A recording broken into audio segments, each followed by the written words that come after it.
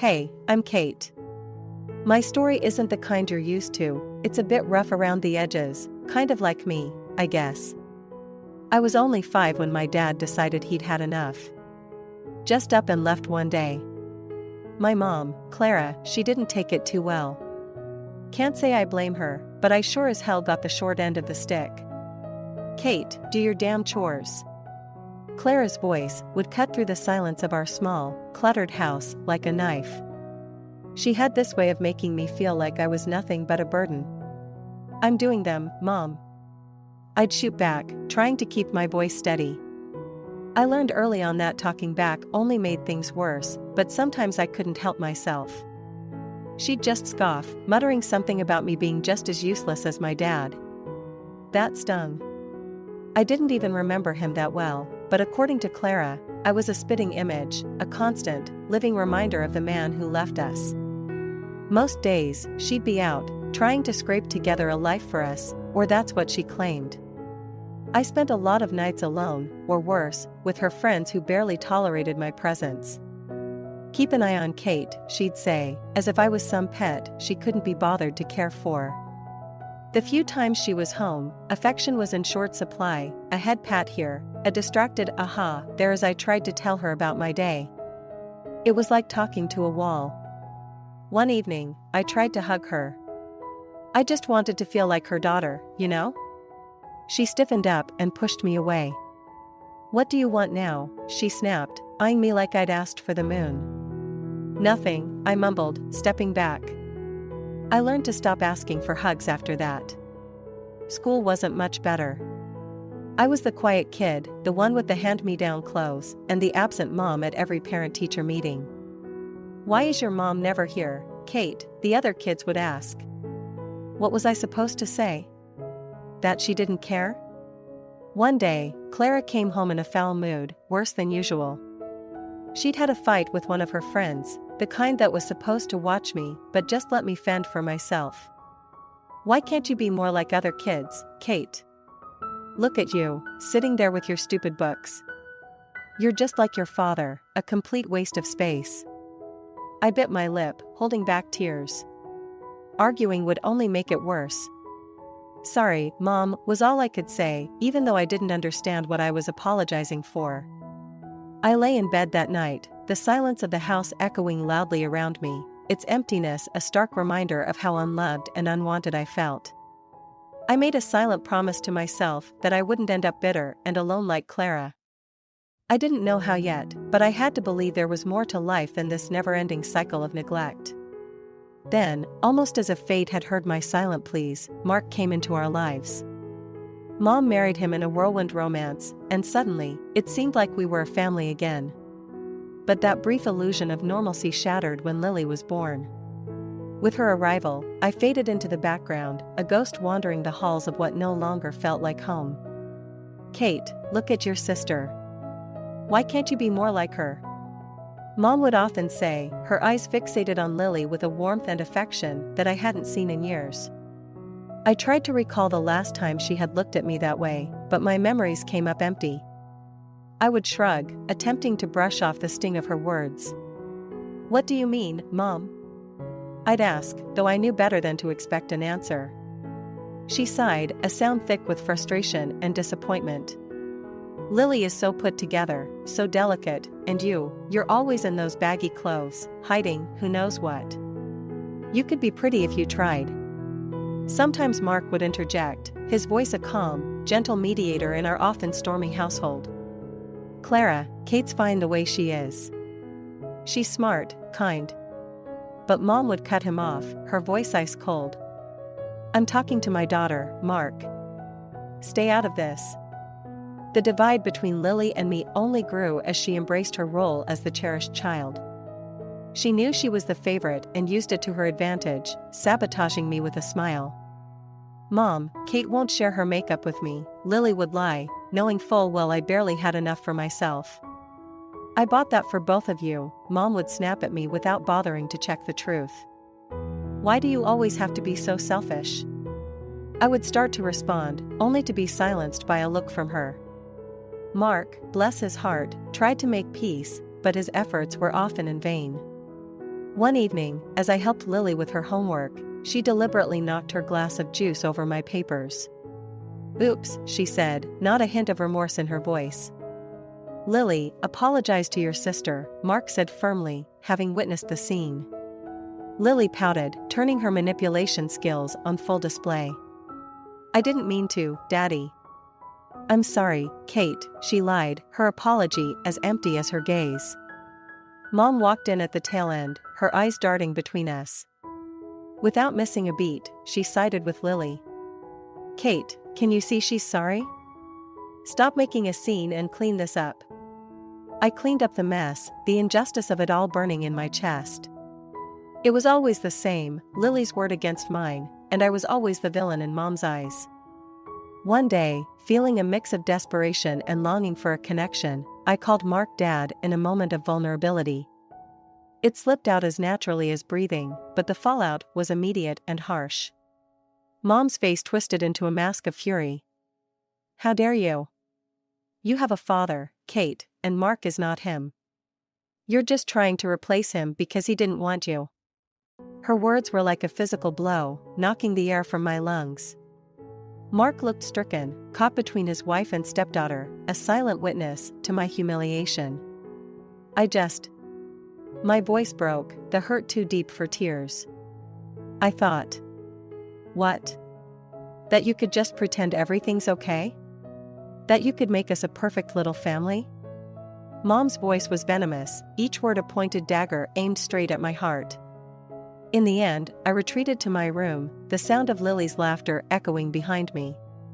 I was the outsider, the unwanted, living in a house divided by favoritism and silent battles. Mark tried to offer solace, but his kindness was a balm on a wound too deep to heal. Growing up wasn't easy, not by a long shot. As I hit my teen years, things at home went from bad to downright miserable. Mom's critiques got harsher, and Lily, well, she was blossoming into a mini tyrant with Mom as her biggest cheerleader. One afternoon, I was trying on clothes in my room, the door barely cracked open.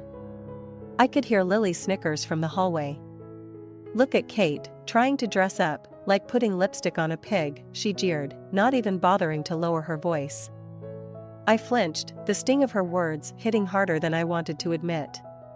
"Shut up, Lily," I snapped back, more hurt than angry. Mom's voice cut through the tension like a hot knife. "Kate, don't talk to your sister like that. And Lily's right, you know, those clothes do nothing for you." I stood there, a mix of anger and humiliation washing over me. I wanted to scream, to tell them both off, but I knew it would only make things worse. Mark wandered in, oblivious to the brewing storm. "What's all the noise about?" he asked, looking between us. "Lily's just being her usual charming self," I muttered, my voice dripping with sarcasm.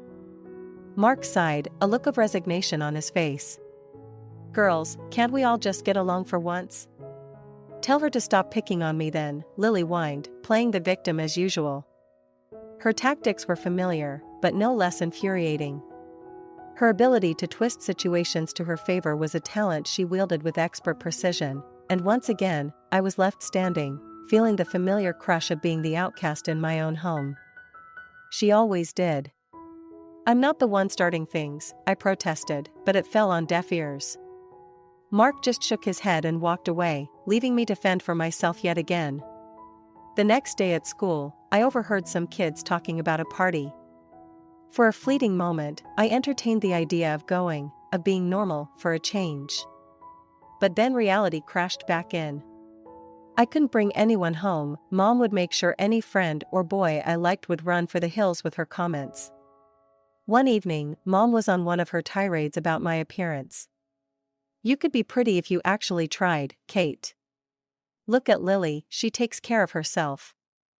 I was at my breaking point. "Why do you always compare me to her? I'm not Lily." Mom just rolled her eyes. "Because she sets a good example. You could learn a lot from your sister." The words felt like a slap in the face. It was always Lily, always about how perfect she was and how I just couldn't measure up.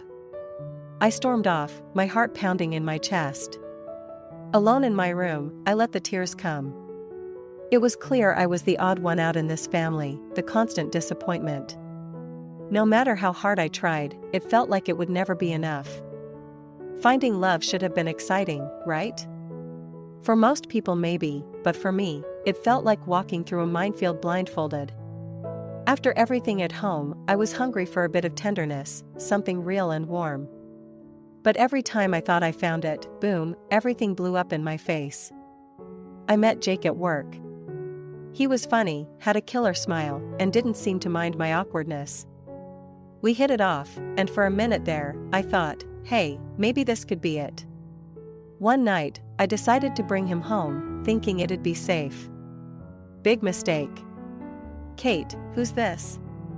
Mom asked, eyeing Jake like he was some bug she found under the sink. This is Jake, Mom. We work together, I said, trying to keep my voice steady. Jake reached out, all polite and smiling. Nice to meet you, ma'am. Mom just nodded, her smile tight. Once we sat down, it started.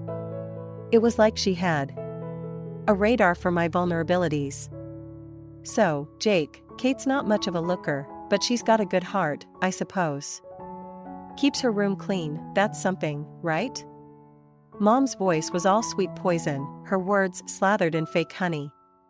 I could feel my cheeks burning, my heart sinking. Jake looked at me, confusion and pity in his eyes. That look, it just about killed me, actually. I think Kate's great, really smart and funny, Jake said, trying to defend me, but Mom wasn't having it. Oh sure, but you know, boys always got to be careful. Girls like Kate, they get clingy, think every date means wedding bells. Mom went on, each word a dagger. The evening couldn't end fast enough. Jake left, and so did any hope of us. He was cool at work, but distant. Couldn't blame him. Who'd want to dive into that hot mess? It wasn't just Jake. There was Tom, Darren, and a few others, different faces, same story. Mom would either scare them off with her warnings, or Lily would do her part, spilling some made-up scandal about me. I stopped bringing guys home after that, started meeting them outside, but the damage was done. My confidence was shot, every date felt like a ticking time bomb, waiting for the moment they'd find out about my crazy family and bail. One night, after another failed date, I came home to find Mark sitting in the living room alone. Rough night? He asked, the TV casting shadows on his tired face. Yeah, you could say that, I replied, slumping down beside him. Kate, you're a catch, you know that? Any guy would be lucky to have you, Mark said, sincere as always. I wanted to believe him, really I did, but belief was a luxury I couldn't afford, not with Mom and Lily always there, ready to remind me I wasn't enough.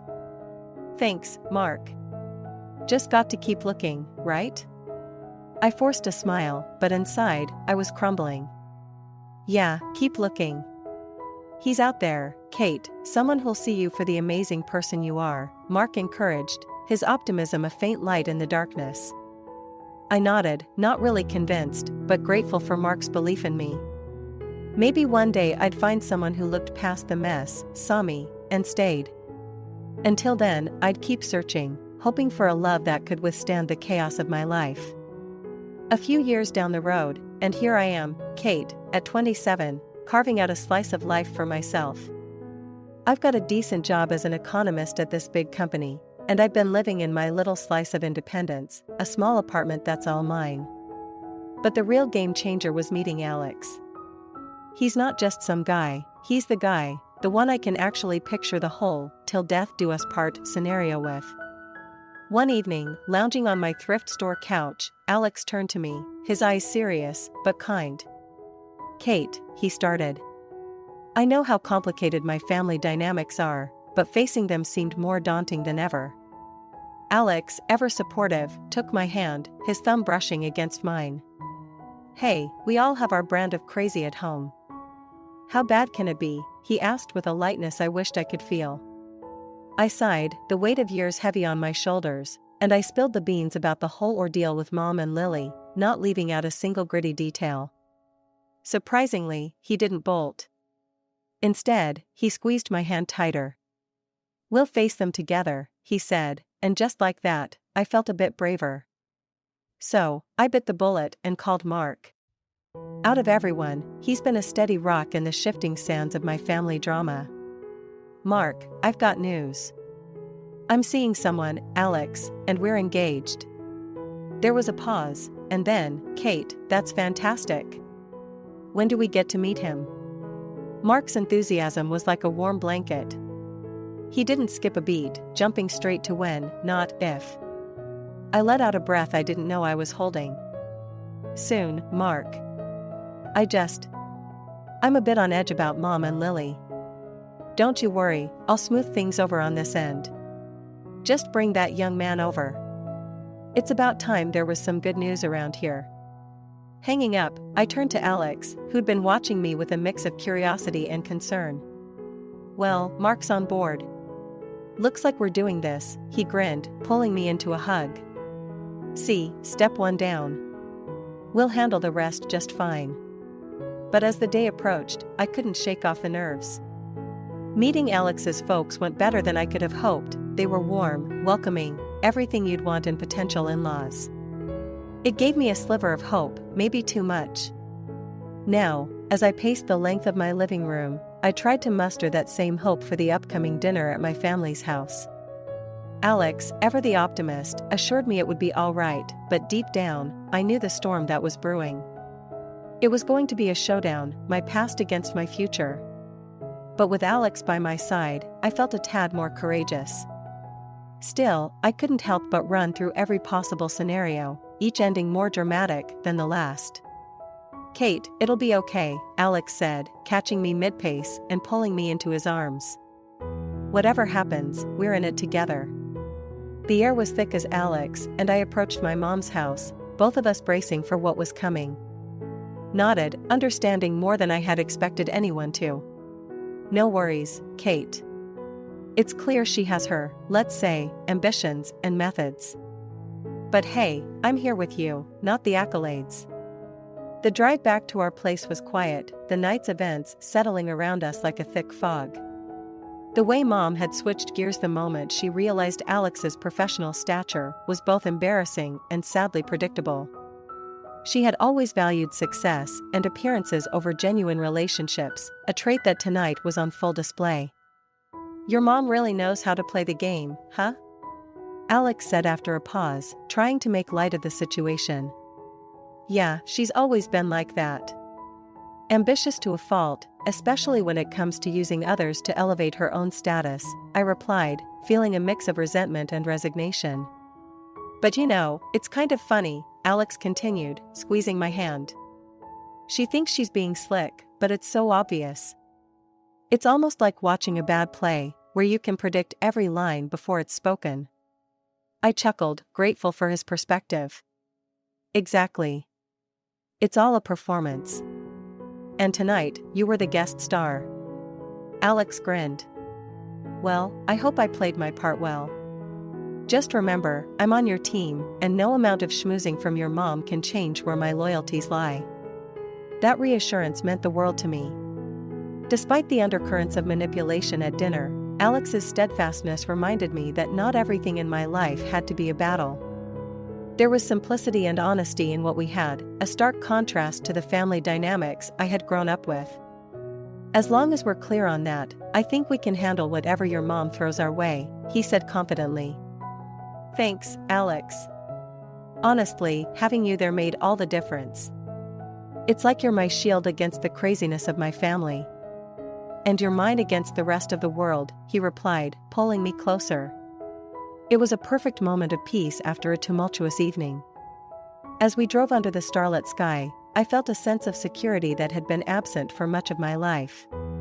No matter what my family's situation was, with Alex, I could face it head-on. Once home, I reflected on the evening. Despite the familiar frustration, there was a newfound sense of hope. With Alex by my side, equipped with his understanding and support, maybe, just maybe, I could navigate the tricky waters of family relationships without losing myself in the process. Next time, though, let's have them over to our place, I suggested, where we can control the narrative a bit more. Absolutely, Alex agreed, your turf, your rules. Laughing together, we stepped inside, ready to leave the evening's drama behind and look forward to our future, just the two of us against the world. To reveal the truth today. I took a deep breath, summoning all the courage I had. Actually, Mom, Alex is here. And he hasn't chosen anyone over me. Confusion spread across her face, mirroring Mark's. Alex stepped forward, holding up the dictaphone. We have something you need to hear, he said, his voice steady but firm. I watched as Mom's smug smile faded into a mask of uncertainty. What is this? She demanded, her voice losing its usual confidence. Let's just listen, I said, pressing play on the device. The room filled with the sound of her voice, cold.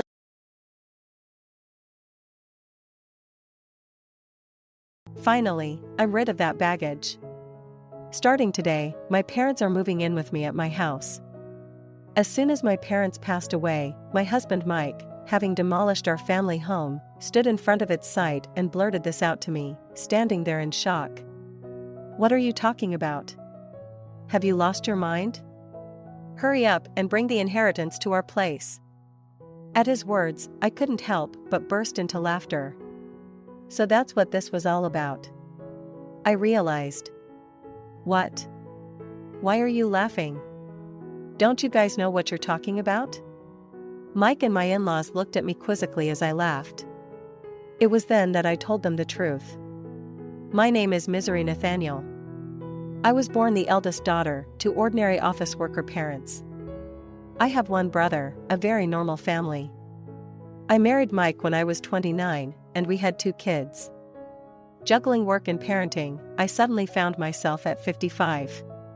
My son Sean and daughter Amelia had grown up to be fine adults, each living on their own and struggling with their new careers.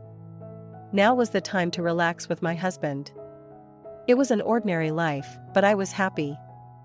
I thought I would continue to age like this. But my mundane life changed one winter day. My father was in a car accident and suddenly passed away.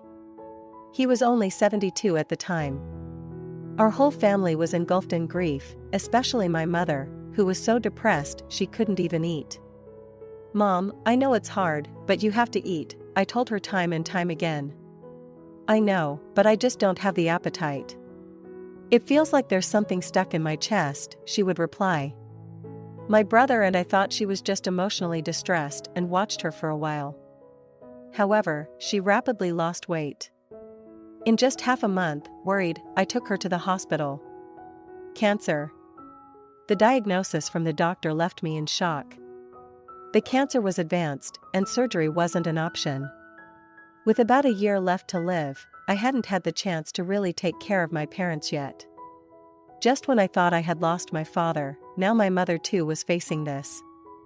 I was even more devastated than when my father passed, but I didn't have the luxury of grieving forever.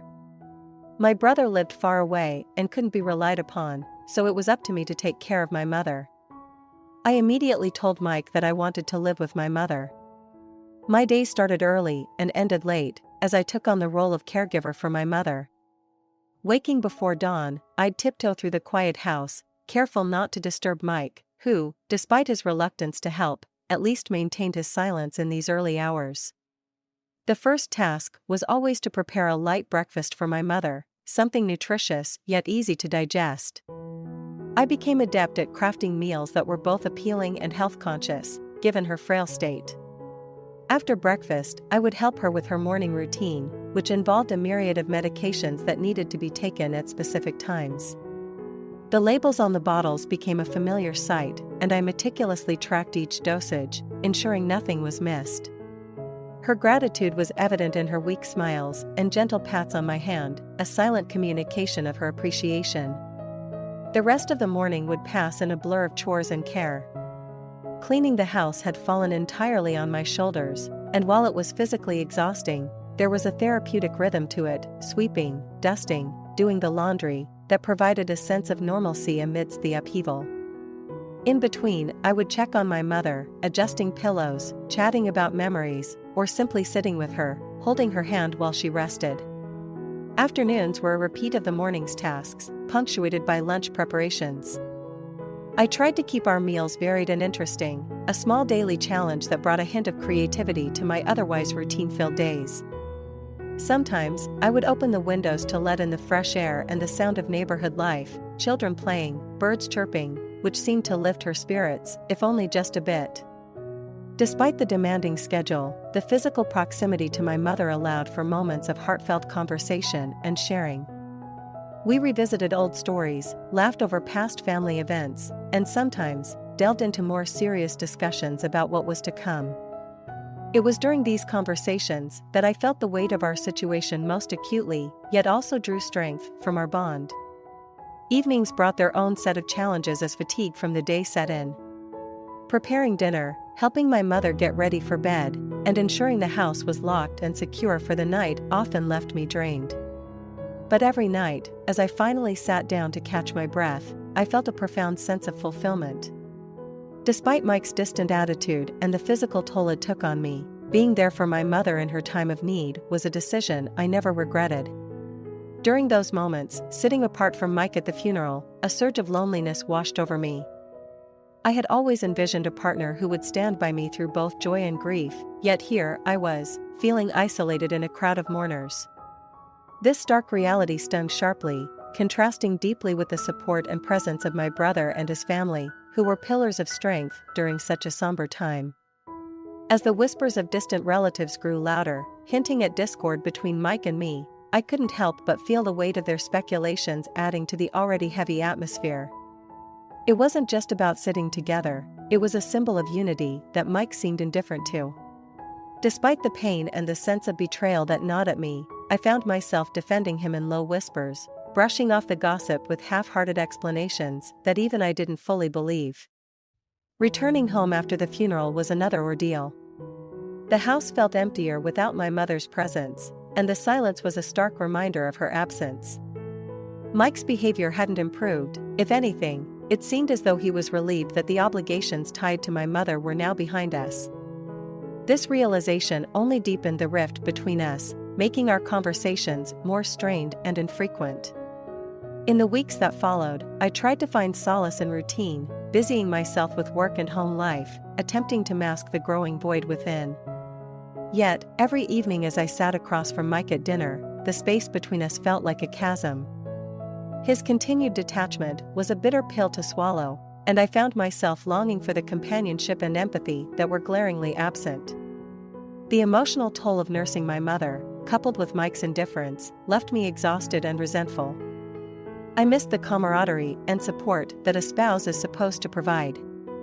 My thoughts often wandered to the possibility of seeking comfort elsewhere, perhaps in friends or a support group, anyone who could offer a listening ear and a shoulder to lean on. As days turned into weeks, I grappled with the decision of what to do about my marriage. The indifference from Mike, which was stark during my mother's illness and even more so in the aftermath, was slowly eroding the foundations of our relationship. The future seemed uncertain, and I knew that some hard decisions lay ahead. Nonetheless, I resolved to take it one day at a time, focusing on healing myself and finding peace amidst the turmoil. My heart sank as I stood there, the words from my in-laws echoing in my ears, each syllable a piercing reminder of their callousness. It was not just the purse, a mere object, it was the blatant disregard for the sentimental value it held for me. My mother had carried that purse almost every day, and each detail, from the worn leather to the small keychain she adored, brought back a flood of memories. I hesitated, my voice barely a whisper. Actually, I was thinking of keeping it myself. It reminds me of her. My mother-in-law's face twisted into a semblance of disappointment, masked poorly by a condescending smile. "Oh, I see. Well, if you change your mind, let me know," she said, placing the purse back on the counter with less care than she ought to have shown. After they left the room, the silence felt oppressive. I stood alone, the events of the past few hours replaying in my mind. The insensitivity, the laughter at my expense, it all circled around me like a relentless storm. I realized that this pattern wasn't new, it was merely the culmination of years of subtle digs and overt insults. Feeling the walls closing in, I slipped outside for a breath of fresh air. The cool breeze was a small comfort against the turmoil inside.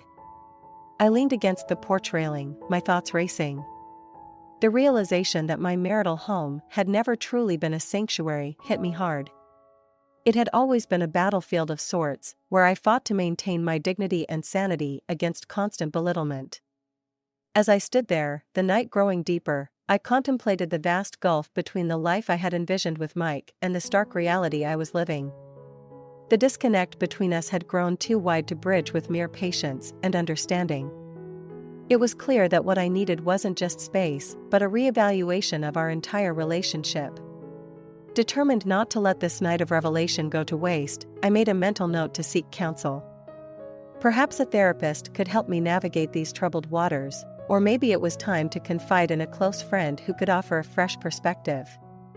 What was evident was that the status quo was no longer sustainable. I needed to make changes, not just for my peace of mind, but for my well-being. The night air grew chilly, and I wrapped my arms around myself, drawing comfort from the small act. Tomorrow would be soon enough to start making decisions.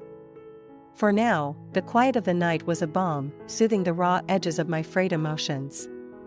As I turned to go back inside, I felt a small, defiant spark kindle within me, a promise of resistance against the disregard I had faced for too long. The moment Mike handed me the travel vouchers, a mix of emotions swelled within me. Relief, hope, and a lingering sense of betrayal jostled for space in my heart. I wiped the tears from my cheeks, trying to make sense of his gesture. Was this his way of making amends, or merely an attempt to ease his guilt? The thought nagged at me, but I pushed it aside, focusing instead on the practicalities of his offer. "Thank you," I managed to say, my voice shaky. "This means a lot, really. The kids will be excited." I tried to keep my tone neutral, to not let on how deeply conflicted I felt. Mike nodded, his expression unreadable. He seemed distant, yet there was a hint of genuine concern in his eyes, a look I hadn't seen in a long time. As he walked past me to head into the kitchen, I stood there, the vouchers in hand, contemplating the possibilities. A trip could indeed be the fresh start we needed, a chance to step away from the tensions and the painful memories that had accumulated like so much dust in the corners of our home. Perhaps it would also give me the space to think about everything that had happened, to decide on the future of our relationship with some clarity. Later, as I discussed the trip with the kids, their excitement was infectious. They chattered about where we could go, what we would see, and the adventures we'd have. Seeing their faces light up, I felt a warmth that had been missing for a while. It was a bittersweet realization, this trip, prompted by such turmoil, might just be what we needed to mend, at least partially, the fractures within our family. In the days leading up to our departure, I found myself packing not just clothes and essentials, but also a bundle of mixed feelings. There was anticipation, certainly, but also apprehension about what awaited us upon our return. Would this trip be a mere band-aid, a temporary fix?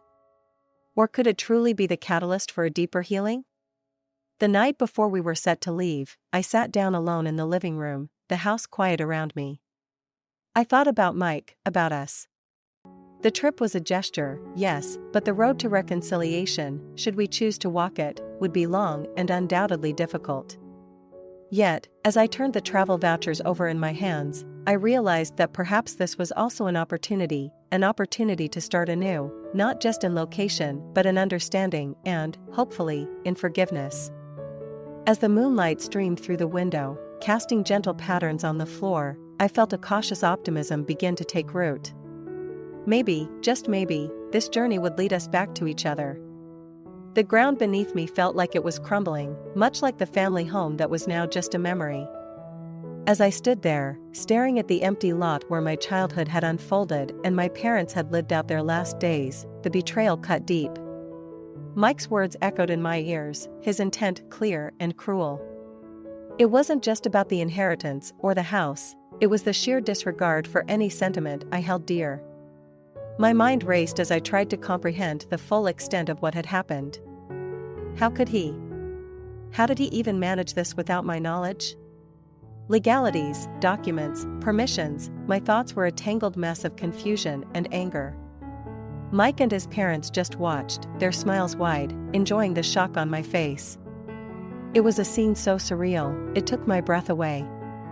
"Mike, how could you do this?" After everything, my voice broke, the hurt overwhelming. But Mike just shrugged, a cold, detached expression on his face. "It's done, misery. It's better this way. We need a fresh start, and this," he gestured to the empty space, "was necessary.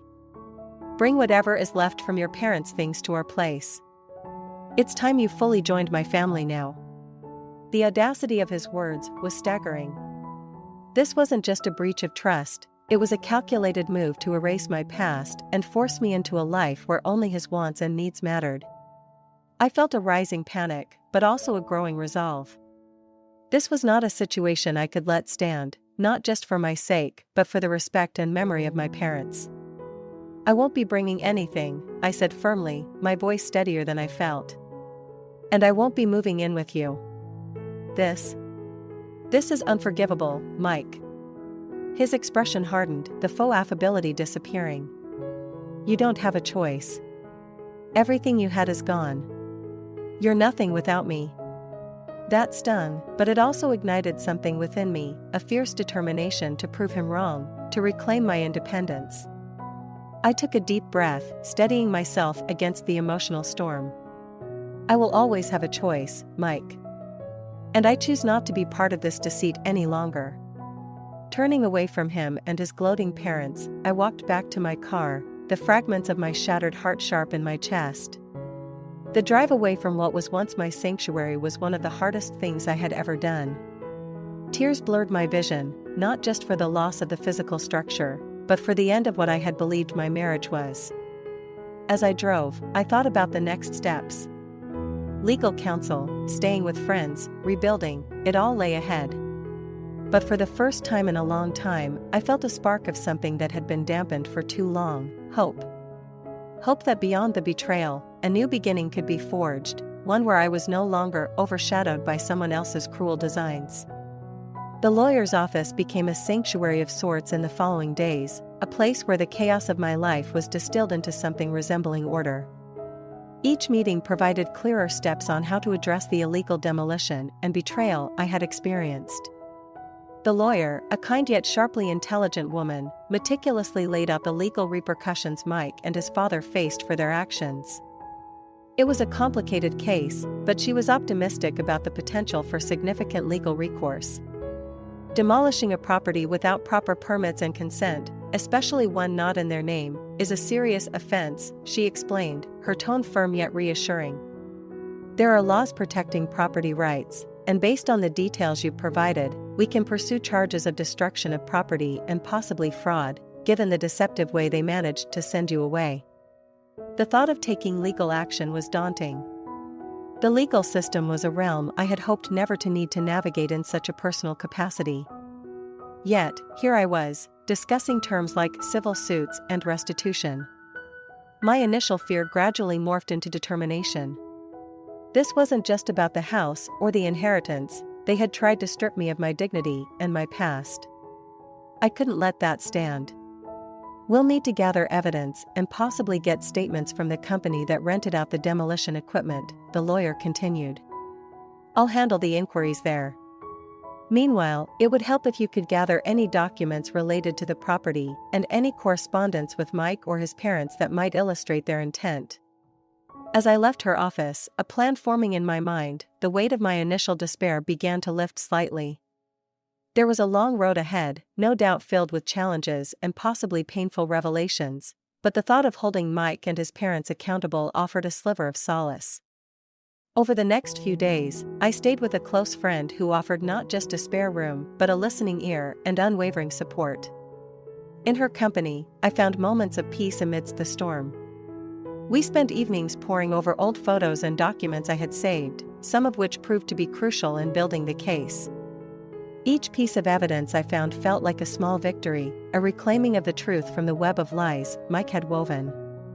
It was during one of these evenings that my friend gently reminded me, "This isn't just about winning a case, but about finding your way back to yourself after all this betrayal." Her words struck a chord. While the legal battle was necessary, it was also crucial for me to rebuild the life that had been so abruptly upended.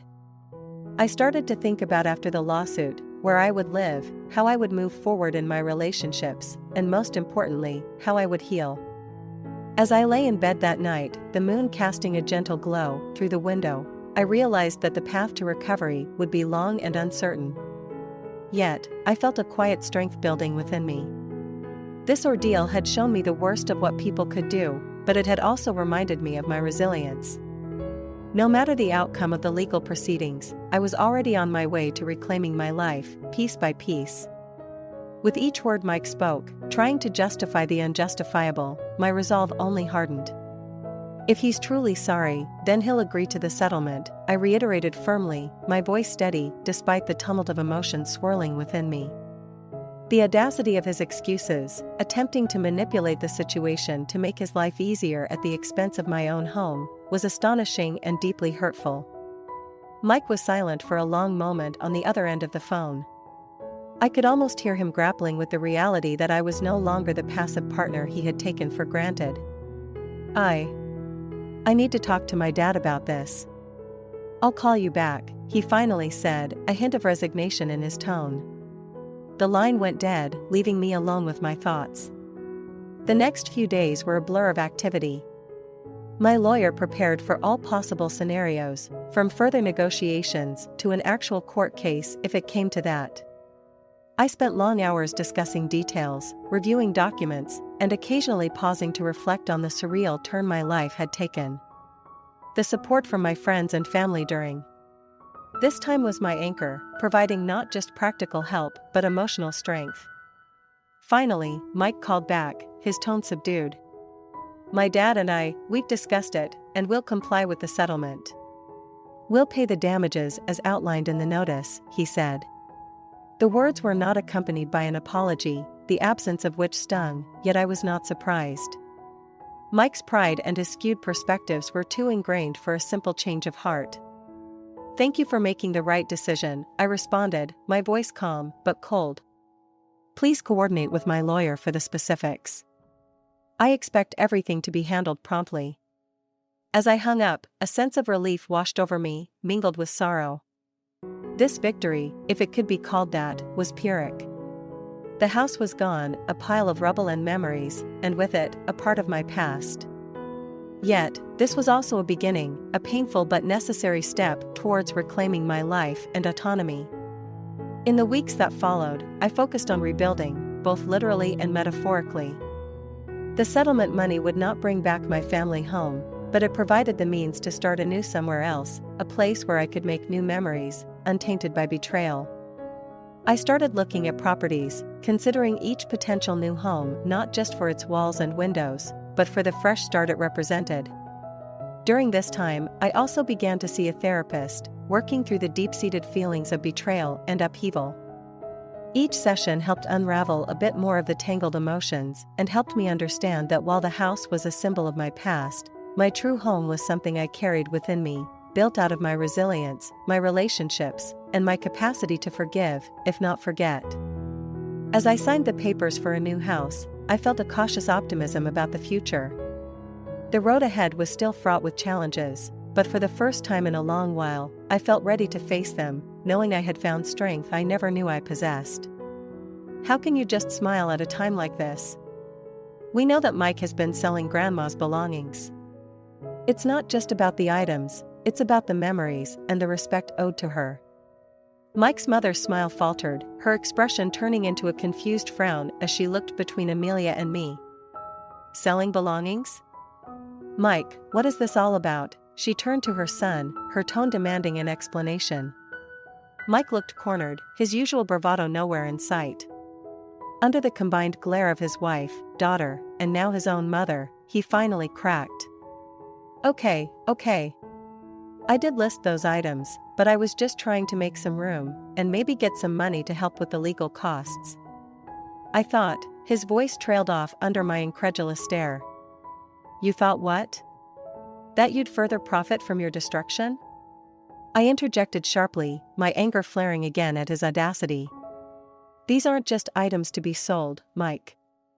They are the last pieces of my mother, memories that you had no right to monetize. Mike's father, who had been silently observing the exchange, finally spoke up, his voice stern. Mike, you've gone too far. You need to make this right.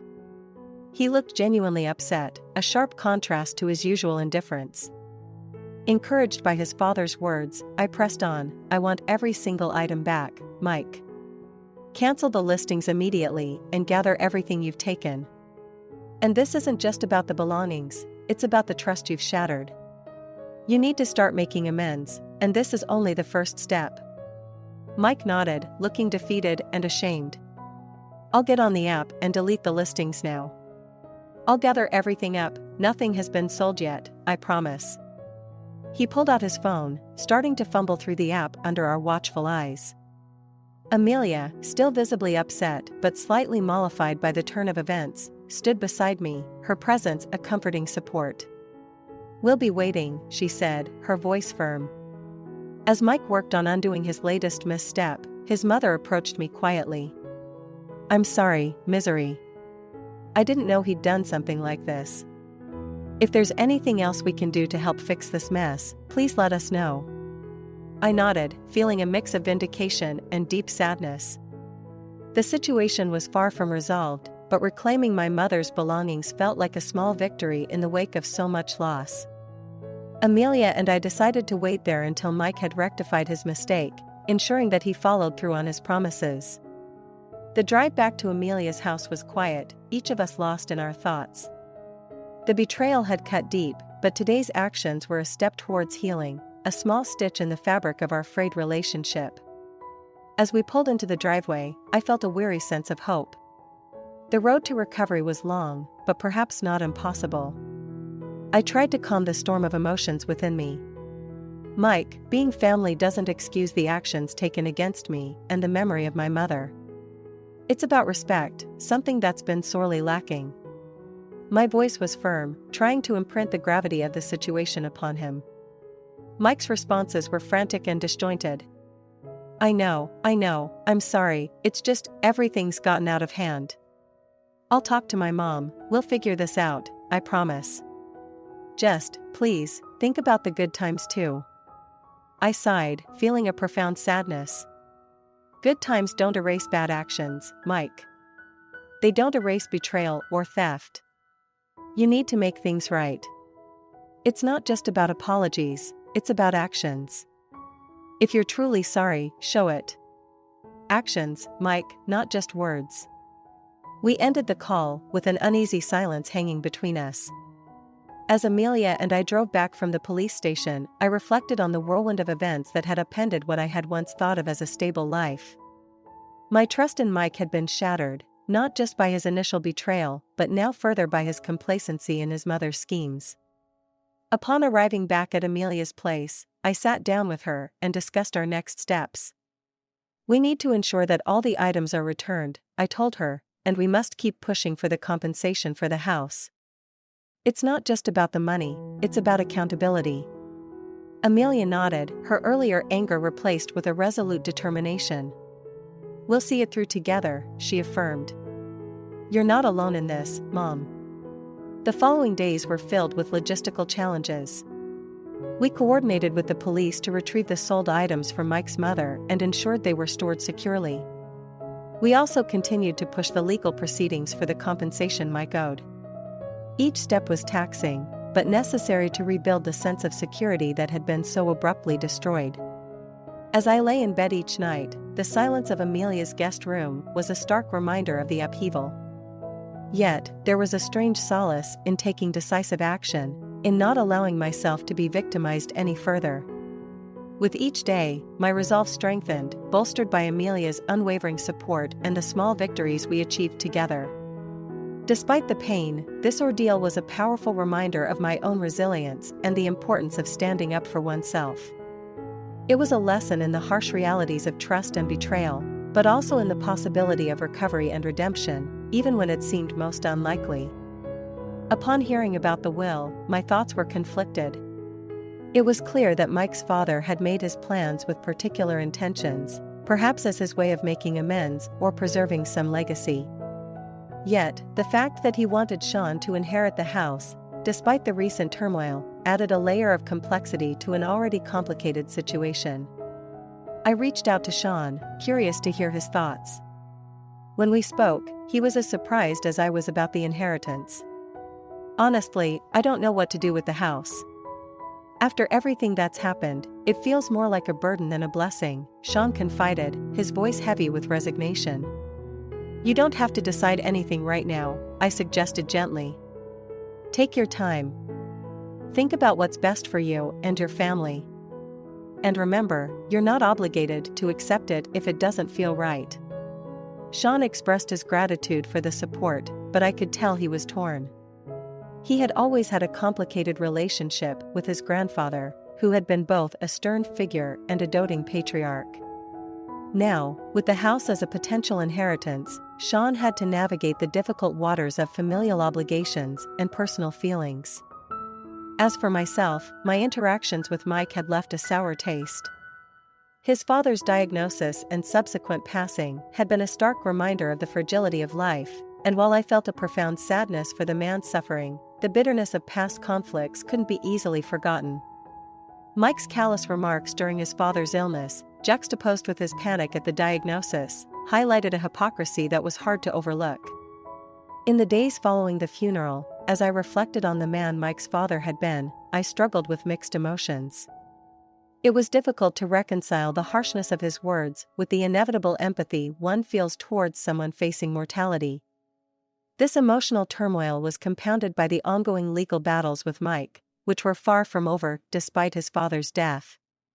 The inheritance became a symbol of unresolved issues, a physical manifestation of the emotional and moral complexities that had defined our relationships. Sean's eventual decision regarding the house would undoubtedly stir these waters even further, but for now, I focused on supporting him as he made his choice. In the quiet moments alone, I contemplated the journey of forgiveness and healing. It wasn't just about the material losses or the betrayals, it was about finding a way to move forward, to build something positive from the ruins of shattered relationships. This process was neither simple nor quick, but it was necessary, not just for peace, but for the closure it would eventually bring. Moving in with Sean and his fiancé felt like a fresh start, a chance to create a new chapter in my life after so much turmoil. Their warm welcome eased the transition, and as I packed up my things at Amelia's house, I felt a mixture of excitement and relief. Amelia had been incredible throughout everything, a pillar of support when I needed it most, but I knew it was time for me to move on, to allow her space and freedom without my constant presence.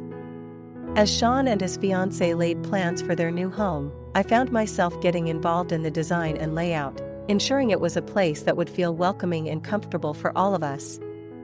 It was invigorating to think about room placements, decorations, and even garden plans. Sean often joked that it was like having a professional on board, and I couldn't help but feel a surge of pride. He was acknowledging my efforts and valuing my opinions. The day we visited the site of our future home, standing on the land that had once been my family home, was poignant. The land had changed owners and soon would transform again under Sean's vision. "This is more than just land," Sean said, squeezing my hand. "It's a foundation for the future. Our future." His words resonated with me, reinforcing my decision to join them. As we watched the early stages of construction, I thought about the cycle of life, how destruction can lead to new beginnings.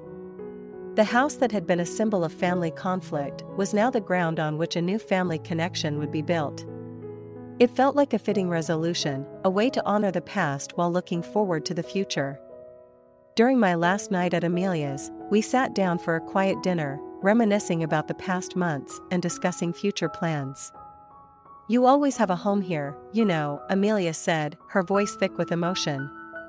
"But I'm so happy for you, going to build a new life with Sean and his family."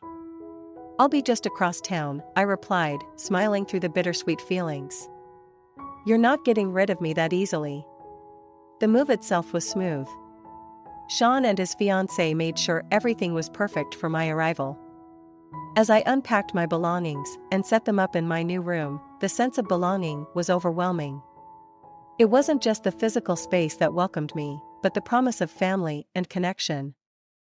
That evening, as we sat down for our first dinner together in what would soon be our permanent home, I looked around at the happy faces. I realized that I had found a place where I could be myself, where I could heal and grow. The lessons of the past, particularly my tumultuous relationship with my own mother-in-law, were a constant guide on how I wanted to be with Sean and his future wife. Reflecting on everything, I knew that happiness was not just a destination, but a journey. As I embraced my new family, I was determined to contribute to our home with kindness, respect, and love, values that had been sorely tested but never broken in the past. This wasn't just a new chapter, it was a whole new book, and I was ready to make it a beautiful story.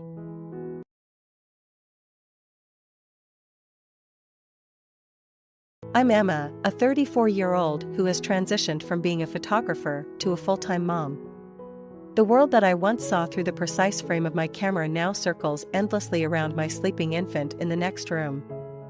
Yet beneath the apparent tranquility of new motherhood, an uneasy tension has begun to surface. Our home, a sanctuary Alex and I once cherished, now echoes with a hollow sense of abandonment. The terrace, where dreams were shared over morning coffees, now taunts me with its vast, unnerving emptiness.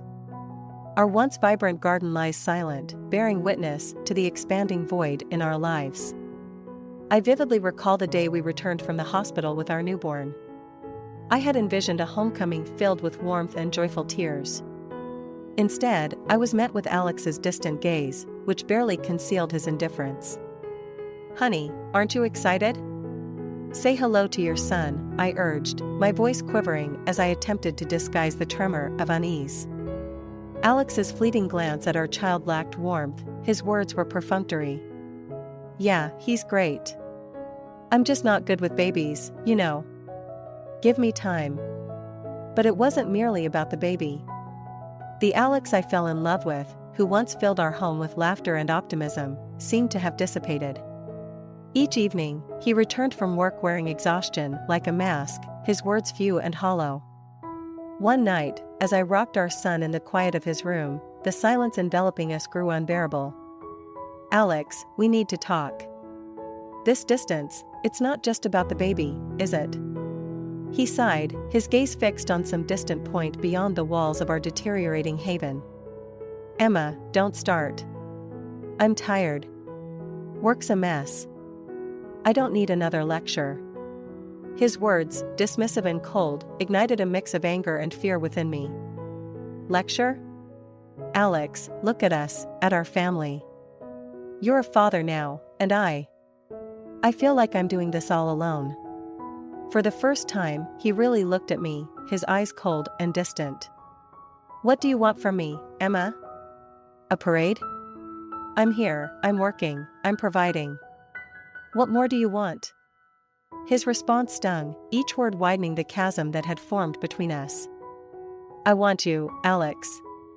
The man I married, the man who promised to be by my side, not just a shadow that haunts our home." He stood abruptly, his frustration palpable. "I can't deal with this right now. I'm not the enemy, Emma. Maybe you're the one who's changed." Life after bringing our son home wasn't the blissful portrait I had imagined. Instead, it resembled a puzzle where the pieces no longer fit. Alex, the man I had vowed to share my life with, had shifted the most. His late nights at work, once rare, were now becoming a troubling pattern, echoing a past that seemed to repeat itself. I watched Alex walk away, leaving me alone in the overwhelming stillness that now filled our home. Cradling our son closer, I pondered the gaping rift that had developed between us, widened by unspoken fears and unresolved issues. It was just another Monday afternoon, my thoughts a tangled mess, when my phone buzzed with a notification, a message from someone I hadn't expected. Pausing for a moment, I hesitated before opening it. The sender was a mutual friend, someone who had known Alex and me both in our freer, happier times and now, in these days shadowed with doubts. The message read, "Hey Emma, I've been trying to reach Alex about the reunion. Is he okay? Everyone's been asking about him. It's been ages since he's shown up to any get-together." This simple inquiry, laden with concern, seemed to echo my own worries. I responded with a forced casualness, trying to mask the unease that had become a constant companion. Hey. Thanks for checking in. Yeah, he's just been really caught up with work lately, a lot on his plate. We're managing, though. How's everyone? Putting down the phone, I reflected on our recent interactions. They were now mere exchanges of necessities, the warmth we once shared reduced to cold practicalities. I missed the man who would wrap his arms around me after a long day, whose laughter filled our home, whose eyes sparkled with mischief and affection.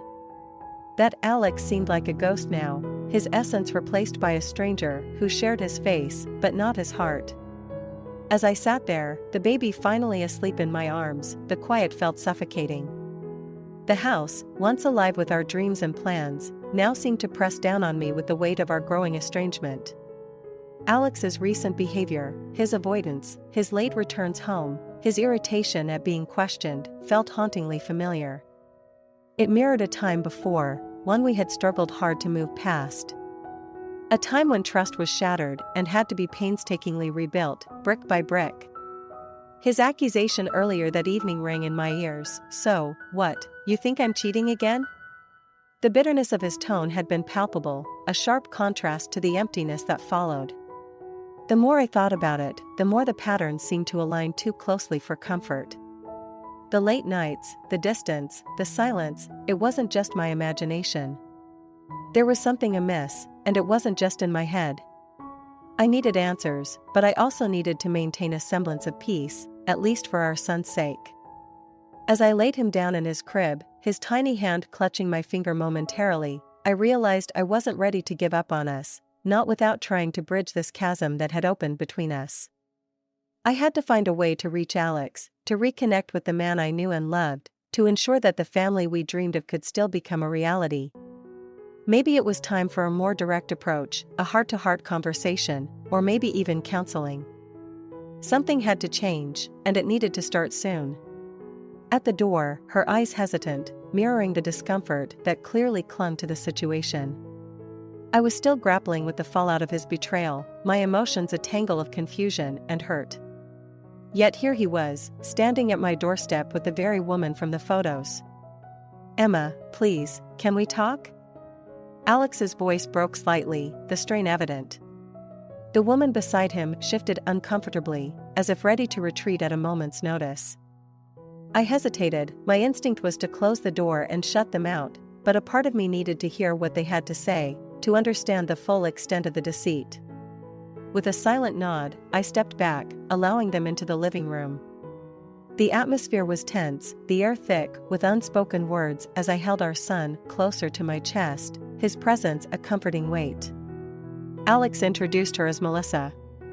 She looked at me, her expression a mix of guilt and sorrow. Emma, I'm so sorry you had to find out this way. I think it's time we all talked openly. Alex took a deep breath, his next words coming out in a rush. Emma, I'm sorry. I never wanted to hurt you or our son. It started as a mistake, a one-time thing that spiraled out of control.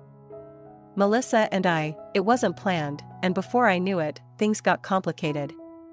Melissa interjected, her voice low, we have 3 children, Emma. They know nothing about this, about you or your son. They think Alex lives here, because of his job demands. I listened, the sting of each word slicing through the last vestiges of the life I thought we had. How could you? I managed to whisper, my voice a mix of disbelief and pain. How could you live a double life for years, Alex?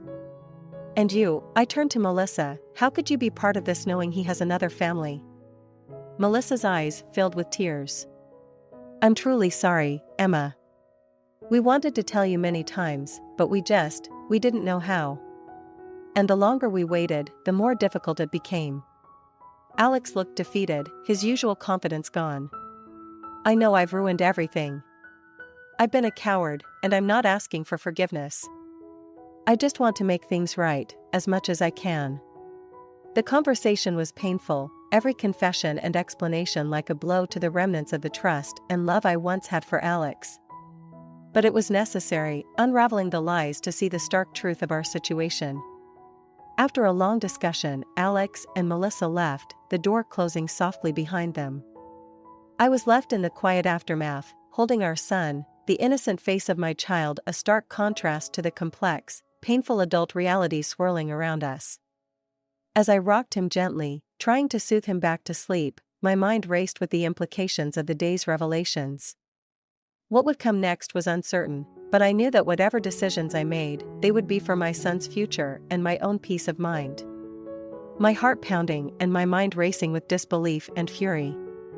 How could Alex bring her here, to our home, the home we built together, and allow her to stake her claim so brazenly? The audacity of her words, her demeanor, it all felt like a surreal nightmare. I stood there for what seemed like an eternity, trying to process the encounter.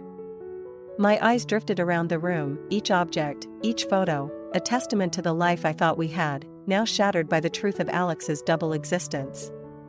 I felt rooted to the spot, yet a fierce resolve was building within me. I needed to act, to protect not just the physical space that was my home, but also the emotional sanctuary I had created for myself and my son. This was no longer just about a marriage gone awry or a broken heart. It was about standing my ground against an intrusion that threatened to strip me of my dignity and security. As the silence enveloped me, I realized that waiting for Alex to sort out his mess was no longer an option. I had to take control. I dialed my lawyer's number, the phone shaking slightly in my hand. When he answered, my words came out rushed but clear. I need to file for a divorce, and I want to make sure that my rights to the house and the custody of my son are fully protected. Alex brought the other woman into our home today. She claims they need the house more than I do. My lawyer's response was swift and reassuring. Emma, we'll make sure you're protected. I'll start the paperwork immediately and file for an emergency hearing, given the circumstances. We'll also need to document everything that happened today. After hanging up, I felt a small measure of relief, but the gravity of the situation still weighed heavily on me. The next steps would be challenging, navigating the legal battles and the emotional turmoil. Yet, there was a part of me that felt empowered, knowing that I was taking definitive action to reclaim my life and ensure a safe, stable future for my son. The house was quieter now, the echoes of the confrontation still lingering in the air. I walked over to my son's crib, watching him sleep peacefully, oblivious to the storm around him. In that moment, I promised myself and him that no matter what lay ahead, I would shield him from as much of this chaos as possible. Drawing strength from his innocent calm, I began to plan. I would need to gather all pertinent documents, secure personal belongings, and perhaps most importantly, rally a support system around me. I reached out to a few close friends, explaining the situation without going into all the painful details. Their offers of help and words of support provided a much-needed comfort. As the evening drew to a close, I sat down with a notepad, jotting down everything I needed to address in the coming days. There was much to do, and I was ready to face it head-on. The road ahead would be fraught with challenges, but I was determined to emerge stronger, for my sake and for my son's. The fight for my home, my dignity, and my family's future had just begun. I held my ground, my heart pounding yet filled with a newfound resolve as I watched the confusion and fear play out across the woman's face. You need to understand, this isn't just a house. It's my home, and it's where I'm raising my son. Alex has deceived both of us, but I won't let those deceptions dictate my life or my child's any longer. The woman seemed to shrink a little, the reality of the situation dawning on her. Alex's eyes met mine for a brief moment, filled with regret and resignation. He knew the game was up. There was no more room for lies, no more shadows to hide within. Emma, he began, his voice barely a whisper, I'm so sorry. I never wanted it to go this far. Sorry isn't enough, Alex. Not anymore, I replied, my voice firm. You need to leave. Take responsibility for the mess you've created, but not here. This is no longer your place. The woman, now visibly shaken, turned to Alex, her voice a mix of anger and pleading. Alex, please, tell me she's lying. We have children. You promised. Alex finally spoke up, the weight of his guilt making his words heavy. She's not lying. I'm not who I told you I was. This house, it was never mine to give or promise. I'm sorry. As the bitter truth settled in the air between us, the woman looked from me to Alex, her expression one of someone who's seen the ground fall away beneath them.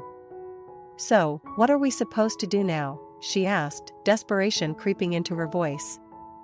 That's something you'll have to figure out, but not here, I said, stepping closer to the door, indicating that it was time for them to leave. You'll need to make other arrangements. This house is for my son and me. With a heavy heart but clear conscience, I watched as Alex and the woman slowly walked back to their car, their steps unsteady. The door closed behind them with a definitive thud, sealing off my old life with all its deceit and pain.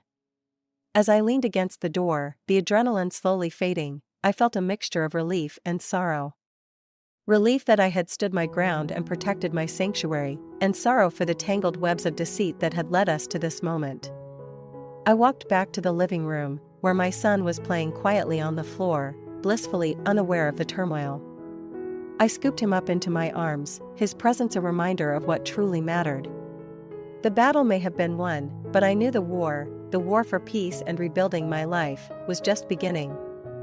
As I looked down at my son, his eyes wide with innocent curiosity, I whispered a promise to him, we're going to be okay, just you and me. We're going to be just fine. And in that moment, I believed it. Should be providing for them. It's not my responsibility to provide for your children, nor is it my obligation to share my home, a home that was never part of Alex's life in terms of ownership. Her expression twisted into one of disbelief, as if she couldn't comprehend that the manipulation she had relied on for so long was failing her now. Alex should have told you the truth from the beginning, I continued, my voice growing firmer. This house was never his to promise to anyone. You've been misled, but not by me. She scoffed, the sharp sound slicing through the tense air. Misled? No, Emma, I think you're the one who's deluding herself. Alex was as much a part of this house as you were, in spirit if not in deed. That's where you're wrong, I countered sharply. Being a part of a home isn't just about being there in spirit. It's about honesty, contribution, and commitment, none of which Alex has shown, as evident by his actions. You both need to leave now. This is the last time I will tell you. Her eyes flared with a mix of fury and desperation. The children, silent and observant, seemed to shrink back, their eyes wide in the brewing storm. The sight of them, caught in the middle of this adult chaos, tugged at my heart, but I steeled myself against the emotional play. This isn't over, Emma. You think you've won, but this isn't the end, she spat out, her words a venomous promise. Whatever you think you can do, I'll be ready for it, I replied calmly, though my pulse raced with the undercurrent of threat in her voice. Now, I'm asking you to leave for the last time. With a huff of disdain, she herded her children away, her parting look one of scorched earth. As they walked away, the gathered neighbors began to disperse, their whispers still hanging in the air like a lingering fog. Closing the door, I leaned against it, the cool surface grounding me as I let out a slow, steadying breath. The confrontation had drained me, yet I knew this reprieve would be temporary. I had to prepare for whatever she planned next. Her words, full of spite and promises of retaliation, echoed in my mind, a clear indication that the battle for peace in my life was far from over. Looking around, I felt the weight of the house around me, a fortress and a sanctuary, now more than ever. I knew I needed to fortify myself for whatever came next, for my sake and for my son's. The reality of my situation had crystallized into a sharp focus. I was alone in this fight, but I was also resolute. I had to be the shield against the chaos, to protect the tranquil life I so fiercely wanted to preserve for my son and myself. He'd think that after everything, after all the lies and betrayal, he could just return and expect things to be mended? I stared at him, my heart racing with a mix of anger and disbelief. How can you possibly think that's an option, Alex? My voice was a mix of incredulity and anger. You walk back here, after breaking our trust, expecting to just step back into our lives like nothing happened? Alex's expression was pained, his eyes pleading. Emma, I know I've done unforgivable things. But I've lost everything now. I've seen the error of my ways. I don't expect forgiveness overnight, but I am asking for a chance to make things right." The nerve of his words made me want to slam the door in his face, to shut out his desperation and his apologies. It would be easier, simpler, to just turn away from him and this mess he'd dragged to my doorstep. But there was something in his tone, a desperation or perhaps a sincerity that hadn't been there before. It gave me pause. "You've seen the error of your ways?" I echoed, my tone skeptical. "Or have you just seen the consequences?" "There's a difference, Alex. Our son and we've been living with the consequences of your actions. You can't just decide to be a part of our lives again because it suits you now." He nodded slowly, the weight of my words seeming to settle on him. "I know, Emma. I know it's a lot to even ask. But I'm willing to do whatever it takes. I want to be a part of his life, to be the father he deserves, not the one I've been." I took a deep breath, my mind racing with conflicting emotions. Part of me wanted to believe him, to allow him the chance to prove he could change. Yet, another part, the part wounded by months of deception and pain, resisted. "You want to make things right?" I finally said, measuring each word. "It starts with proving you can be the father our son needs. And that doesn't mean just showing up when you feel like it. It means consistent effort, it means transparency, and most of all, it means respecting the new boundaries I set." Alex nodded, seeming to understand the gravity of my terms. "I agree to all of that. I'll do everything I can. I just want to be part of his life, and yours, if you'll let me." "I'll consider it," I said cautiously, "but for now, you need to give me space to think about this, to decide what's best for our son. This isn't just about us anymore." As he left, the promise of a long and uncertain path lay ahead. I closed the door behind him, leaning against it as I let out a sigh. The reality of reconciling with the past while protecting the future was daunting, but for my son's sake, I knew I had to consider every possibility carefully, even if that meant potentially opening the door to Alex again, under very different terms. I stood there for a moment after putting my son to bed, the silence of the house enveloping me like a soft blanket.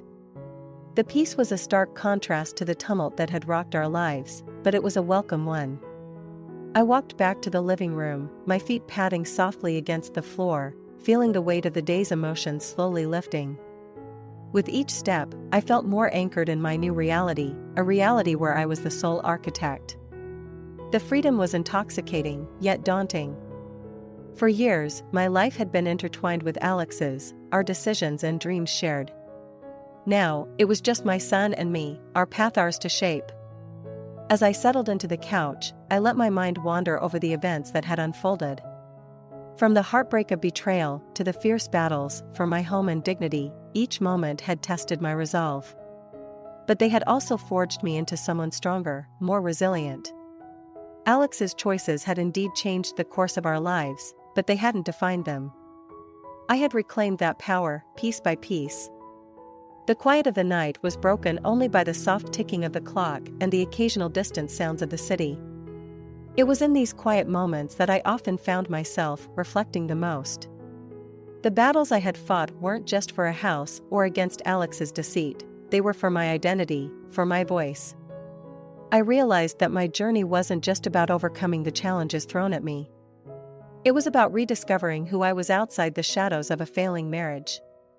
It was about showing my son the strength of standing up for oneself, about modeling resilience and integrity. The camera beside me on the coffee table caught my eye again. I picked it up, feeling the familiar contours and the weight that spoke of reliability and artistry. Photography had once been my passion, a way to capture the world's hidden whispers and bold declarations. Somewhere along the way, amidst the chaos of my personal life, I had put it aside. Now, as I looked through the lens, focusing on the mundane yet comforting scenes of my home, I felt a connection reignite.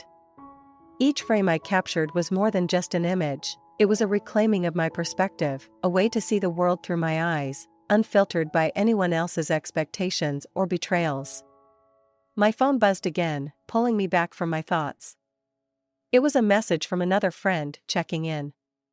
Their words, full of encouragement and shared strength, were a reminder of the network of support that had held me up when I was close to breaking. I typed back a quick thank you, a smile touching my lips. The road ahead would surely have its share of obstacles, but I felt ready to face them, fortified by my regained sense of self and the love of my friends and family. As I turned off the lights and headed to bed, the echoes of my son's laughter from earlier in the day filled my heart. The future was uncertain, yes, but it was also bright with the promise of new beginnings and new stories to tell. Stories of us, of me and my son, moving forward with hope and an unyielding resolve to create a life filled with joy, love, and endless possibilities.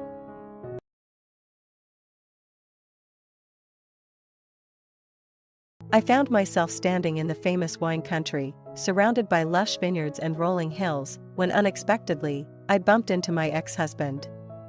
It had been years since our divorce, yet there he was, wearing a sarcastic smile as if he had stumbled upon some great amusement. "So I hear you're stuck in dead hell because of some futile fertility treatments," he sneered, his words laced with condescension. I could feel a mixture of irritation and amusement bubbling inside me. All those years, he had moved on, remarried, and started a family, thinking himself victorious while looking down on me. But little did he know, life had some surprises in store. With a slight smirk, I rested my hand on my slightly swollen belly, a silent gesture that spoke volumes. "I wonder who really needs fertility treatments," I replied calmly, watching his expression morph from smugness to confusion. It was then that I decided to unveil the truth that would shake the very foundation of his perceived happiness. No amount of mockery or clinging to the past could alter the course that fate had set in motion. The beginning of his downfall was imminent, and he was oblivious to it. "My name is Mary, and I work at a travel agency. My job involves proposing various travel plans to customers, ensuring their satisfaction. It's a role that brings me immense fulfillment." Stephen, my ex-husband, and I had once shared a workplace romance that led to marriage. He had joined my branch as the new manager, a man of calm demeanor who always treated me with kindness. We had spent long hours working together, sharing moments of joy and support amidst the chaos of busy seasons. But as time passed, I realized that my dreams extended beyond the confines of marriage. Despite Stephen's concerns about my well-being and his suggestion for me to embrace the role of a homemaker, I couldn't shake the desire to continue pursuing my career and my dreams.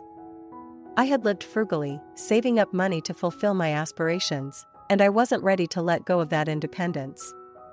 So, I made the decision to keep working, even after marriage, determined to carve out my own path. Our encounter in the wine country served as a stark contrast between our fortunes. While Stephen had found solace in his family life, I was on the brink of a revelation that would redefine our futures. As the years passed, my husband and I found solace in our mutual understanding and respect for each other's work. Despite working at different branches, we returned home every evening to find comfort in each other's presence, cherishing the simple happiness we shared. But as time went on, a subtle sense of anxiety began to creep in. 2 years into our marriage, the absence of a child weighed heavily on my mind.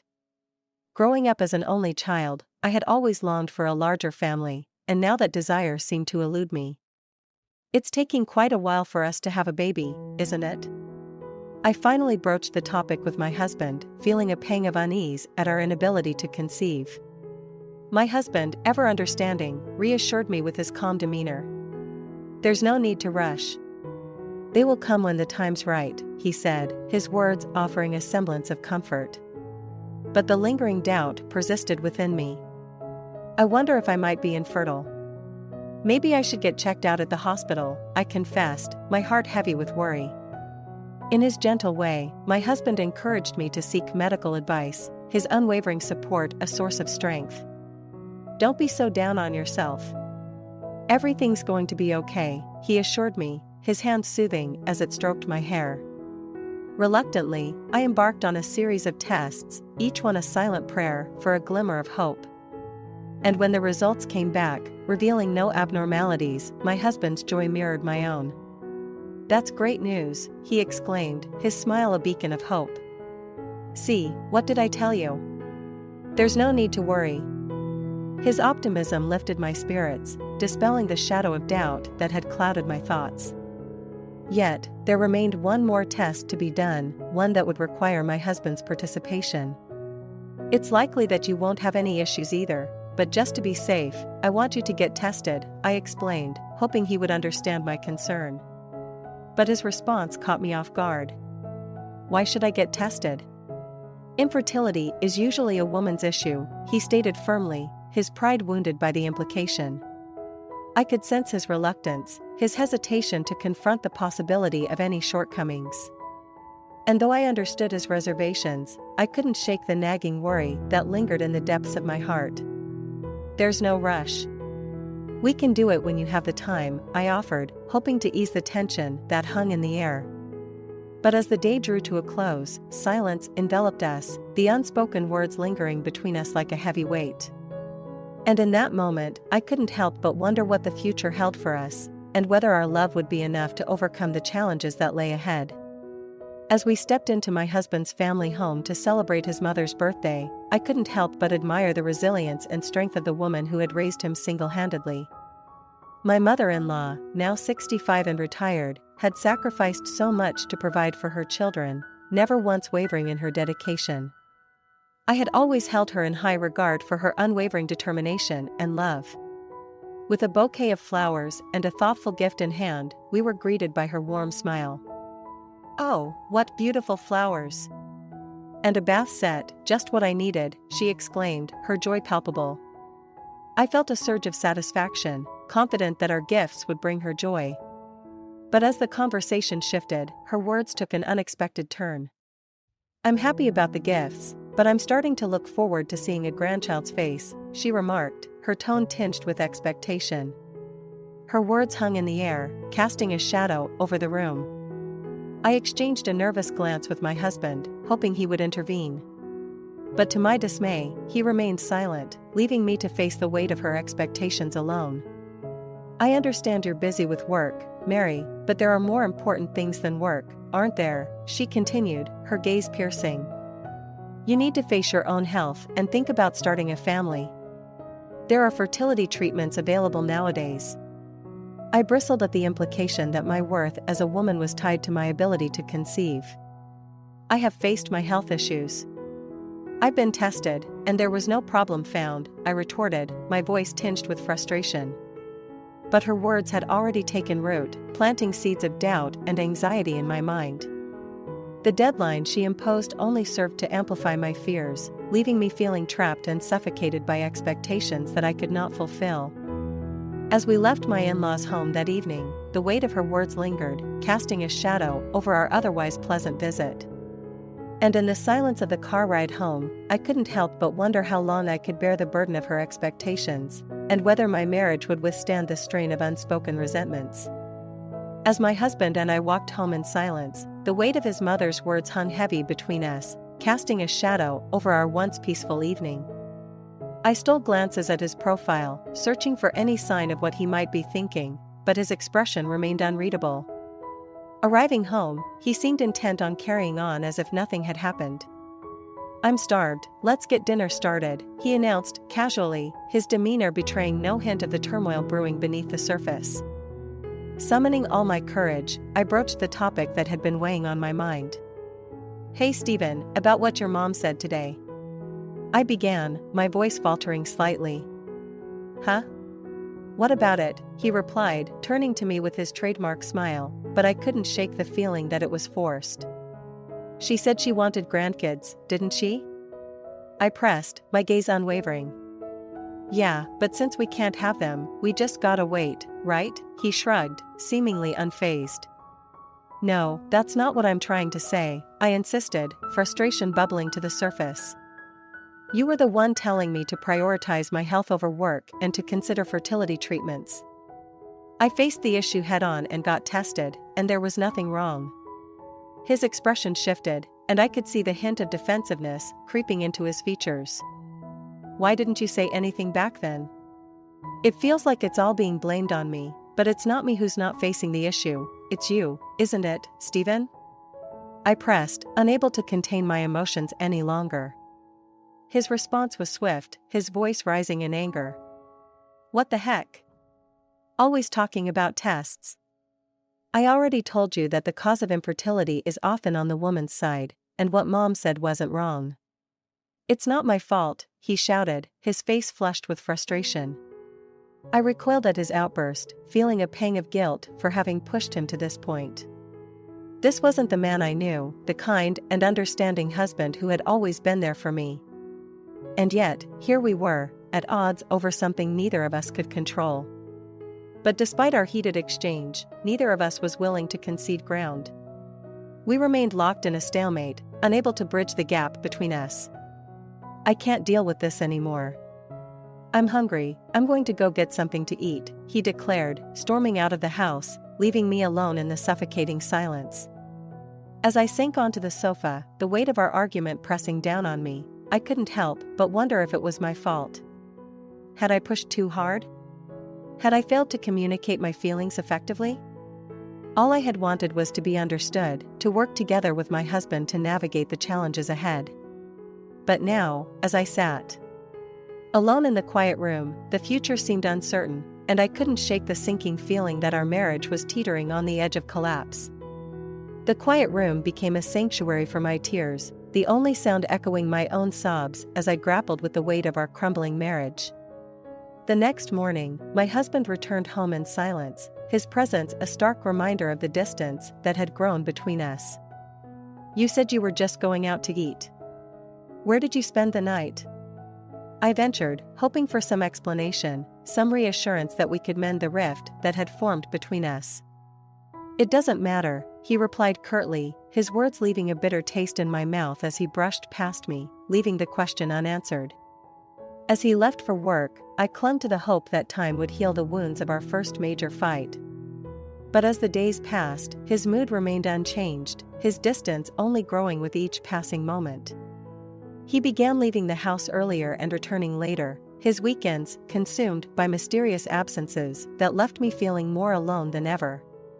Our once cherished moments together became a distant memory, replaced by a silent, solitary existence that left me questioning where it had all gone wrong.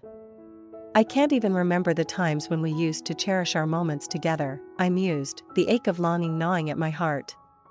What made us this way? Was it so wrong to suggest that test? But my husband's behavior only fueled my suspicions, his evasiveness leaving me feeling lost and confused. When he finally admitted to staying at a business hotel near his office, I couldn't shake the feeling that he was hiding something. And then, one day, as I sorted through his laundry, I heard something drop with a clink, though nothing appeared to be out of place. It was only when I stepped back that I noticed the glinting object at my feet, a small earring, shimmering in the dim light. I picked it up, my mind reeling as I realized the implications of what I held in my hand. For a moment, I was speechless, the truth staring back at me in silent accusation. It was then that I knew, with a heavy heart, that our marriage was beyond repair. The trust that had once bound us together had been shattered, replaced by a chasm of betrayal that I knew we could never bridge. And as I stared down at the earring in my hand, I knew that our story had reached its tragic end. I found myself standing at a crossroads, my heart heavy with the weight of betrayal. For too long, I had buried my suspicions, afraid to confront the truth that lurked beneath the surface. But now, faced with the undeniable reality of my husband's affair, I could no longer turn a blind eye. Summoning every ounce of courage within me, I made the decision to confront him head-on, to unearth the proof of his infidelity and bring an end to our marriage. The next day, I sought out a private investigator, determined to uncover the truth once and for all. And a few days later, the truth was laid bare before me, my husband's affair with a new employee at his branch office. She was young, pretty, and had fallen prey to his charm just as I had years ago. It seemed that his pattern of manipulation and deceit had continued, with me merely being one in a long line of victims. The realization hit me like a tidal wave, washing away any remnants of the love and trust one had once held for him. Frustration and anger boiled within me as I came to terms with the fact that our marriage had been nothing more than a sham. That night, as he returned home with his usual pile of laundry, I could no longer keep up the facade of ignorance. "You might as well have her do your laundry at her place instead of coming all the way home," I said, my voice laced with bitterness. He stopped in his tracks, turning to face me with a look of confusion. "What are you talking about?" "I told you it's work," he protested, but his words fell on deaf ears. I thrust several incriminating photos in front of him, each one capturing the moments shared between him and his mistress. "Don't play dumb with me. I dug up everything, and these earrings, weren't they the ones she was looking for?" I challenged, my voice trembling with rage. He froze, his eyes widening in shock as he stared at the evidence laid bare before him. And in that moment, I knew that there was no going back. "I never thought you were such a womanizer. Let's just end this now." "You can date her openly," I declared, thrusting the divorce papers into his hands. A tense silence filled the air as he stared at the papers, the reality of his actions sinking in. And then, without a word, he turned and walked away, leaving me alone in the aftermath of our shattered marriage. He burst into laughter, his words cutting through me like a knife. "What's this, sour grapes? Are you jealous because we can't have kids? If you've got time to take pictures like these, why not focus on getting treatment so you can get pregnant?" His audacity left me speechless, my anger simmering just beneath the surface. Who's really full of sour grapes here? I wanted to scream, but I bit my tongue, unwilling to give him the satisfaction of seeing me lose my composure. "Divorce suits me fine. She's pregnant. I've been wanting to cut ties with you ASAP. I'm only thinking about my new family now," he continued, callously revealing the final blow to our shattered marriage. To learn that not only had he betrayed me with another woman, but that he had impregnated her was more than I could bear. I was numb, my mind reeling with disbelief as I watched him gather his belongings and leave, leaving behind nothing but a hollow shell of the life we had once shared. With a heavy heart, I made the decision to move out of the rental condo we had called home, severing the final ties that bound us together. As I packed up the remnants of our life together, I felt no nostalgia, only a sense of relief that I was finally free from the shackles of our broken marriage. But just as I thought I had closed the door on that chapter of my life, fate had other plans in store for me. As I tidied up the apartment one last time, the doorbell rang, jolting me out of my thoughts. Opening the door, I was met with the sight of a man I had never seen before, unkempt hair, dirty clothes, and a look of desperation in his eyes. He greeted me hesitantly, his words leaving me astonished as he revealed his story. 3 years had passed since our divorce, and in that time I had continued to save diligently, working towards my dream of a new beginning. And now, as I stood face to face with this stranger, I realized that perhaps this unexpected encounter was a sign that it was time to embrace the possibilities that lay ahead. With a newfound sense of purpose, I bid farewell to the remnants of my past and embarked on a journey of self-discovery. And as I walked through the picturesque vineyards of wine country, I couldn't help but feel a sense of gratitude for the unexpected twists and turns that had led me to this moment, a moment of newfound freedom and endless possibilities. His own son was also facing financial difficulties. It was a twist of fate that neither of them could have anticipated. As my ex-husband stood before me, his expression clouded with disbelief, I could see the realization sinking in. The truth of his father's visit and the misunderstandings that had ensued weighed heavily on him, shattering the illusion of his supposed success and superiority. For years, he had believed himself to be living the perfect life, while in reality, he was drowning in debt and deception.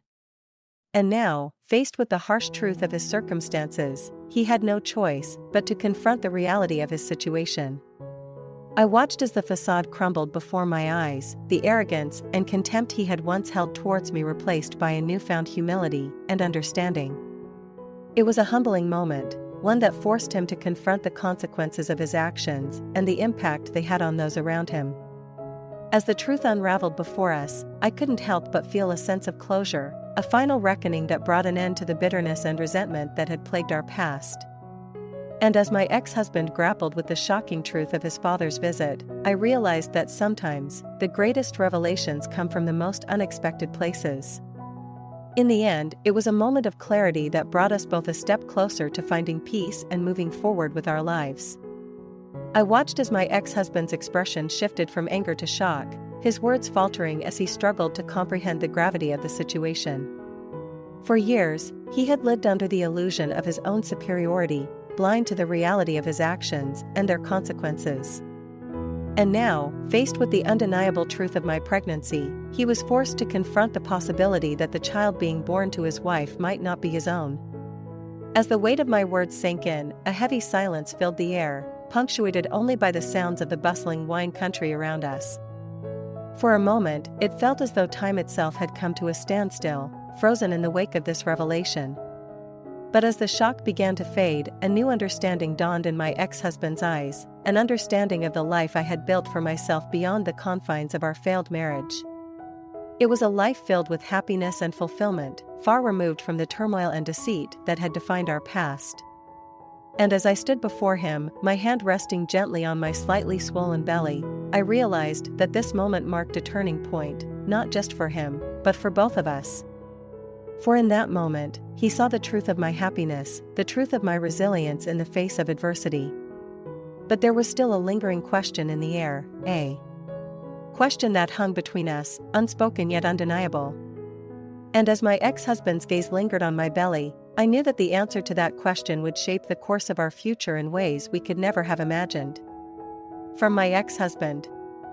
I hesitated for a moment before opening it, unsure of what to expect.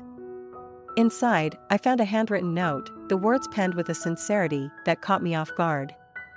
In the letter, my ex-husband expressed his remorse for the pain he had caused me and his gratitude for the lessons he had learned from our time together. He admitted his mistakes and acknowledged the hurt he had inflicted, but he also expressed a newfound sense of clarity and purpose. He spoke of his determination to make amends and to forge a new path for himself, one guided by honesty and integrity. He thanked me for the role I had played in his life and wished me nothing but happiness and success in the future. As I read his words, I felt a sense of closure wash over me, a final chapter closing on the tumultuous saga of our past. It was a bittersweet moment, tinged with the memories of our shared history but tempered by the hope of new beginnings. And as I folded the letter and tucked it away, I realized that our unexpected reunion had indeed been a crossroads, a moment of reflection and reckoning that had led us both to a deeper understanding of ourselves and each other. But now, as I looked towards the future, I knew that my path lay elsewhere, in the warm embrace of my new family, in the bustling halls of my beloved hotel, and in the quiet moments of reflection that reminded me of the journey that had brought me to where I stood today. As I read the astonishing contents of the letter from my ex-husband, a mix of shock, disbelief, and a hint of pity washed over me. It was a tale of deception, regret, and the consequences of one's actions unraveling over time. Despite the unexpected revelation, I couldn't shake off the resolve I had built over the years. My ex-husband's plight was a result of his own choices, and while I couldn't ignore the sympathy stirring within me, I knew that reopening old wounds would only bring more pain. With a firm decision, I chose to focus on the bright future ahead of me, a future filled with the love of my kind husband and the anticipation of welcoming our baby into the world. My ex-husband's letter served as a reminder of the importance of moving forward, of cherishing the present moment, and of embracing the happiness that awaited me. As I tore up the letter and cast aside the lingering shadows of the past, I felt a sense of liberation wash over me. The weight that had once burdened my heart lifted, replaced by a renewed sense of purpose and determination. And as I walked hand in hand with my husband through the picturesque streets of wine country, feeling the gentle kick of our unborn child against my belly, I knew that no matter what challenges lay ahead, we would face them together, with love, resilience, and unwavering hope